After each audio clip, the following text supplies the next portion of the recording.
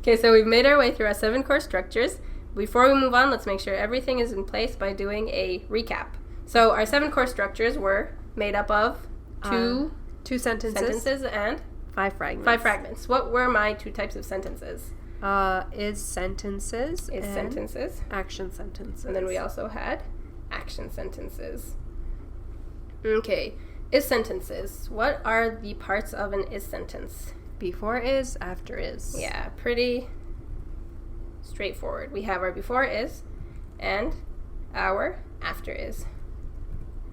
And then between the before is and the after is comes the is. The is, obviously, which can also be am and are. Am and are, right? Those derivatives of is. So an example of an is sentence. The cat is cute. The cat is cute. More cats. Okay, so the cat is cute. Right, straightforward. Any sentence that has an is, am, or are in it is an is sentence. Okay, action sentences. What were the parts of an action sentences? Obviously, an action sentence has to have a action, right? By definition. And then you also always have to have a doer. Right, someone doing the action, which we're calling the doer. And then action sentences also have a receiver, which sometimes.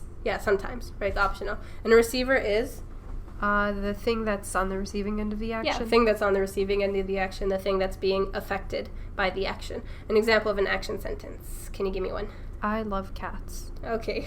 I love cats. Right? So our action is love, and then the doer is I. And then what do I love? Cats, the receiver. Right. That's on the receiving end of the action. So that sums up our 2 types of sentences. Mm-hmm.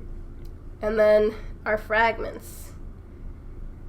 So the first fragment that we studied was possessive, a possessive fragment. So what is a possessive fragment? Give me the definition of a possessive fragment. A fragment that denotes ownership. Right, it denotes ownership, right? So someone owning something, right? And what are the parts of a possessive?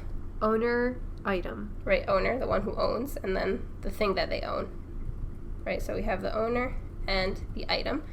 Special notes on possessives. What do we know about possessives that's different than the others? Possessives can come in chains. Good. Possessives can come in chains. And that's when you have I have a cat and my cat has a bowl. Right. You have a chain of possession. Right? So you could say my cat's bowl. That would be a possessive chain. A possessive chain. And then a normal possessive would just be my cat. Right? Something like my cat. Good. So under our parts, do we include a owner item, or is that just a given? Yeah. I mean, you can put it in there if you want, but possessive chains will have an owner item, right? That middle double agent word that acts as both. Okay. We can put that there in parentheses. Sometimes owner item. Okay. Descriptives. What is the definition of a descriptive fragment? When you have one word describing another. Right, one word describing another. Pretty simple. And then the parts are? Description and a described, or a adjective and a noun. Good. A description and a described, or an adjective and a noun. An example of a descriptive fragment would be? Cute cat. Cute cat. Okay. So the word cute is describing cat. So cute is our adjective, cat is our noun, or cute is our description, and then the cat is the described. Okay. TLDR phrases. What is a TLDR phrase? A word that tells us about the time, location, direction, or relation. Right, that's a TLDR word, right? Something that tells you about time, location, direction, or relation. Right, and the parts are? TLDR word and its noun. Right, TLDR word followed by a noun. Special note on TLDR words. So let me give you a hint here. We said that TLDR words, right, when they appear in action sentences. Oh, okay. What do we know about that? I remember. So when a TLDR word or TLDR phrase appears in an action sentence, it's not going to be the doer or receiver. It's just going to be additional information. So it's not going to be playing a role. Good. Good. So we can summarize that by saying never doer or receiver. Okay. Right? A TLDR phrase can never be a doer or a receiver.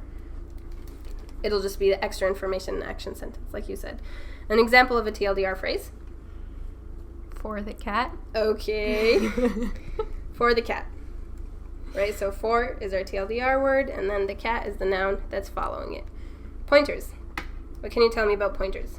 Pointer word is, the definition of a pointer fragment would be a fragment that points at something. A fragment used to point, right? Uh-huh. Pretty intuitive. And then the parts are? A pointer word, so this, that, these, those. Right. Pointer And word. a noun coming after it. Plus a noun, right? Pointer word plus a noun. Example? This Don't say cat. dog. Okay. This dog. Right, this dog. Straightforward. And then the last thing, sentence starters. A sentence starter What is a is sentence starter fragment?